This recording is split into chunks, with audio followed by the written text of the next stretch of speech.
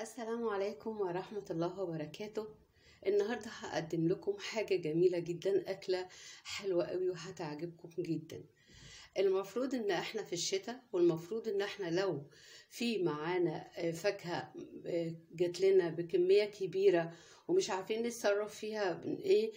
احنا شايفين ان الموز المستورد غير الموز البلدي اللي هو بيبقى مليان كده وكله فيتامينات وطبعا غني بكل الفيتامينات الجميلة.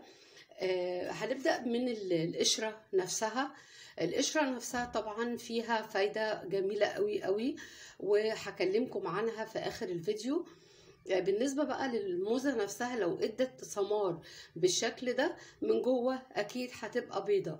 فاحنا عايزين ننقذ ما يمكن انقاذه بأكلة حلوة وجميلة واولادنا هيحبوها، علشان احنا الاطفال عندنا والكبار برضو. انا الاكلة دي على فكرة بحبها جدا، وهنعمل منها اكتر من طريقة هتعجبكم قوي.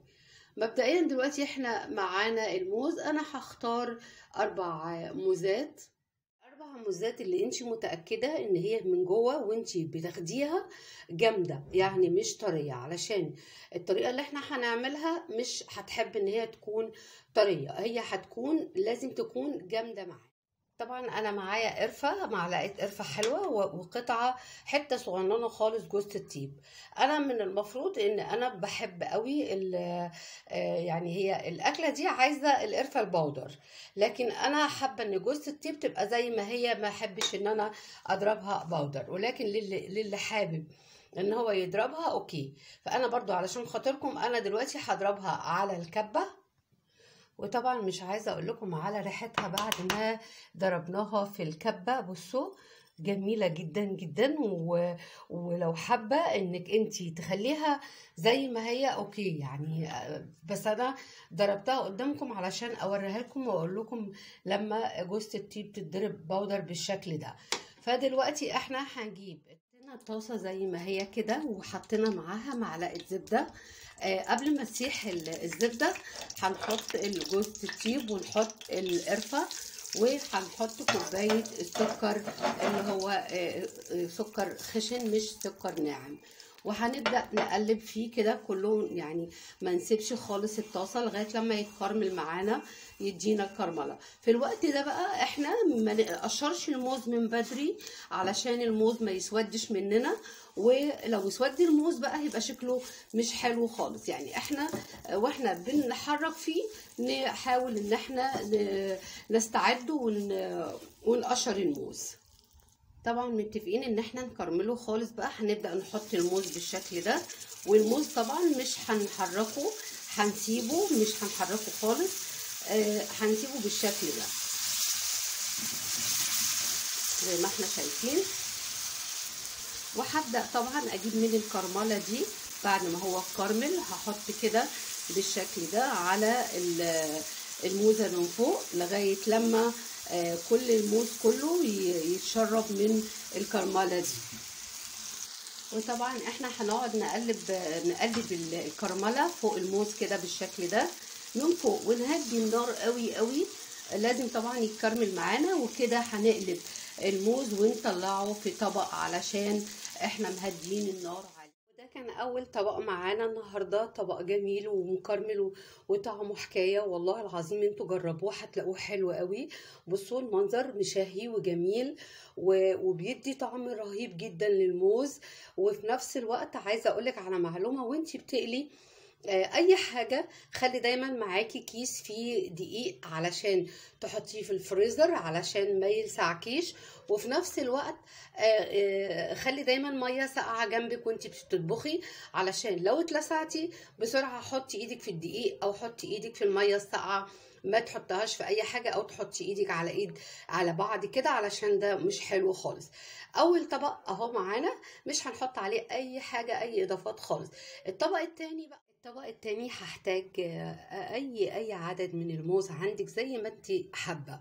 وطبعا السكر البودر. اللي ما عندهاش سكر او مش لاقيه سكر بودر في الوقت الحالي، في الكبه انا عندي كبه بضرب فيها شويه سكر بيبقى بودر بيبقى جميل. طبعا زي ما احنا اتفقنا ان الموز يكون موز كبير مش موز صغير، موز كبير ومليان كده عشان هينفعنا قوي في اللي احنا بنعمله. طبعا انا دلوقتي هقطعه. اتفقنا طبعا ان احنا لما نقطع الموز لازم الموز يكون فريش، ما نخلوش يصبر عشان ما يسمرش معانا. طبعا انا حاطه الطاسه وحاطه الزيت عليها بالشكل ده. الزيت ما يبقاش قليل، يعني الزيت يبقى حلو اللي يغطي قطعه الموز اللي معانا.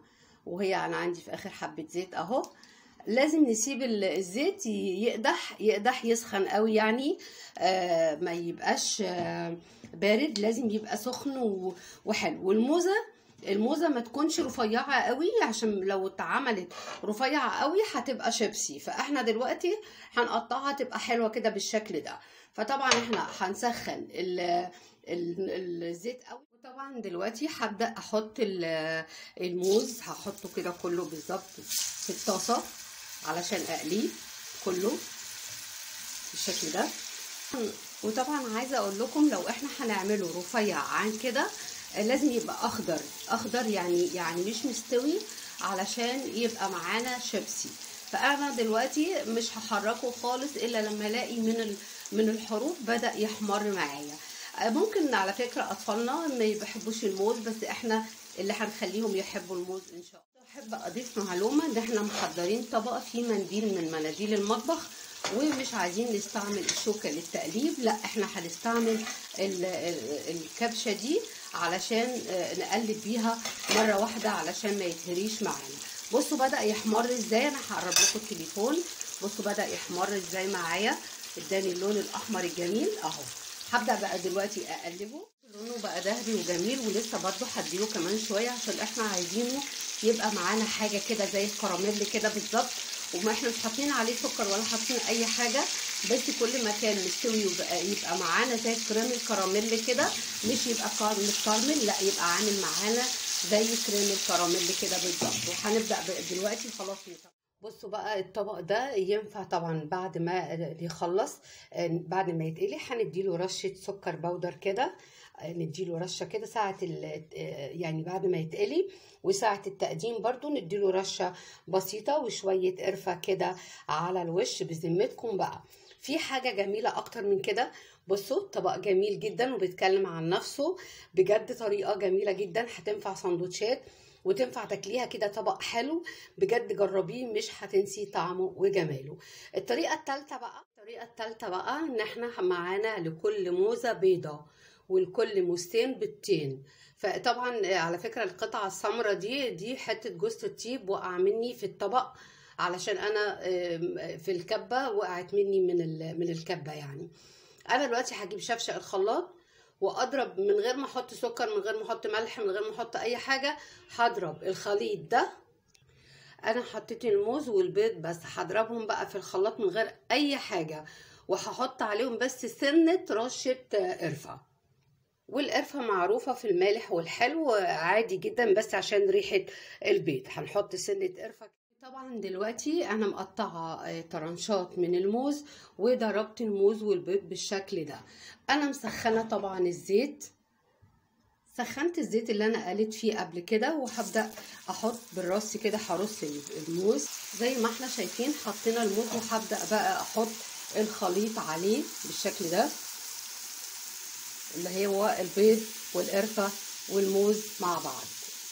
وههدي النار قوي، مش هعلي النار عليه، هسيب النار هاديه جدا جدا، وهنسيب النار هاديه قوي قوي لغايه لما يعني يتماسك مع بعضه ويبقى عامل زي الاومليت كده بالظبط. طبعا من المفروض ان احنا بس هنحرك، ممكن نحرك الطاسه كده، وكل ما كان بارد كل ما كان افضل. ولو انتي من عشاق الموز والبيض هتقدري تبدعي وتقدري تعملي كل حاجه. ولو انتي ابنك مش حابب الموز ومش حابب البيض، اعملي له طبق زي ده، ممكن يبقى للفطار، تعملوا له سندوتشات موز والبيض، هيبقى جميل قوي. عايزه يبقى زي الاومليت ماسك مع بعضه، لانه هيبقى معاكي طري قوي وما ينفعش تحطي عليه دقيق. حطيه في الفرن وخرجيه، هيستوي من تحت ومن فوق. بس ده سندوتشات جميله على فكره ومسكر، مفيش داعي تحط عليه اي حاجة، بس لو الاطفال حابين حط عليه سنة سكر بودر هيبقى حلو قوي. زي ما احنا شايفين الطبق الجميل اللي معانا اللي انا عملته معاكم، اللي هو الموز المقلي والبيض. انا برضو حابه ان انا احط عليه سكر. البيض المقلي عشان يبقى طبق حلو ومغذي لاطفالنا واولادنا وازواجنا ولينا كمان، طبق حلو قوي. ده طبعا متكرمل، مش محتاجين نحط عليه اي حاجه. ممكن نحط عليه سنه قرفه لو حابين نحط سنه قرفه، لان القرفه مفيده جدا وفي نفس الوقت هتدي طعم وبتدي شكل جميل. بس هي عليها طبعا بكفايه، بس القرفه ما بنستغناش عنها في اكلاتنا. يا رب الفيديو يعجبكم ويعجبكم من تجاربي ويعجبكم كل حاجه حلوه انا بقدمها لكم على قناتي. وجربوا، الحياه تجارب. وصدقوني انا لو قلت لكم ان انا في مره ما كانش عندي غير بيضه واحده وعندي موز، فعملت الطبق ده عجبني جدا ودلوقتي انا مستمره عليه. قلينا مع بعض قبل كده البطاطا، وقلينا مع بعض قبل كده الجوافه، وقلينا مع بعض الرطب اللي هو البلح، وعملنا حاجات جميله. اتمنى يا رب تعجبكم، جربوها. والله دي مش افتكاسه، دي طعم ومفيد، لان في ناس كتيره قوي اطفالنا كتير ما بيحبوش الموز. لكن لو عملتي له ساندوتش او على السهره عملته طبق الموز ده هيبقى جميل ومسكر وحلو قوي. بالنسبه للبيض والموز لو حابه ان هو يتعامل طبق مالح بس هو فيه تسكيره هيبقى مسكر كده شويه، ف انا ما فيش داعي ان انت تعمليه طبق مالح لانه هيبقى مسكر بالموز، لان الموز ما شاء الله موز حلو. وكمان لو انت عايزه تعملي موز شيبسي بيتعامل معاكي، رققيها قوي ويكون الموز اخضر، ما يكونش اصفر خالص، يكون اخضر والزيت كثيف، الزيت كتير قوي ويبقى متسخن قوي، وايدك بالكبشه تقعدي تقلبي تقلبي تقلبي. صدقيني هيبقى جميل قوي، وتطلعي كل كميه على منديل. لان لو عملناه زي ما انا لو عملناه زي ما انا شايفاه كده قدامكم بالمنظر ده هيبقى طري. شايفين هيبقى طري معانا ويبقى عامل زي كريم الكراميل كده طبعا، وده متكرمل هيبقى طري برضو. هوريلكم بالشوكه دلوقتي ازاي هيبقى شكله.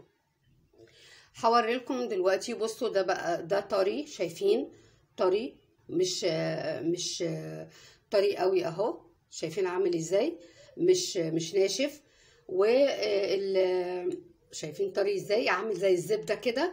والموز المكرمل ده اهو، بس هيبقى طبعا هو طري والكرمله مخلياه يعني جامد شويه، حاجه بسيطه. بصوا حاجه جميله جدا بجد ويشهي ويفتح نفسنا، واعمليه وجربيه مش هتنسي طعمه وجماله. يا رب الفيديو يعجبكم ويعجبكم من تجاربي ويعجبكم كل حاجه حلوه انا بقدمها لكم على قناتي. والى ان نلتقي في فيديو اخر.